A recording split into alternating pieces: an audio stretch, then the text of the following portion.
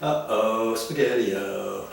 This door looks like it's been fairly recently painted, and I'm looking up here to see if the door has been sagging, and I got about a 1/16 of an inch gap there, not very much, and it looks like it could go up, and I can go right here and push on it, and I can feel that hinge has some give to go that direction.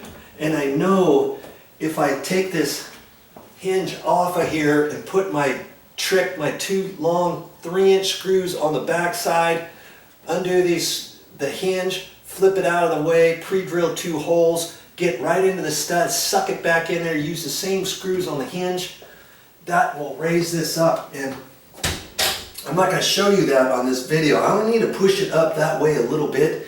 But hey, I've got that on my channel. Go to my YouTube channel. Well, that's all I got for this time. But I'll be back with more videos.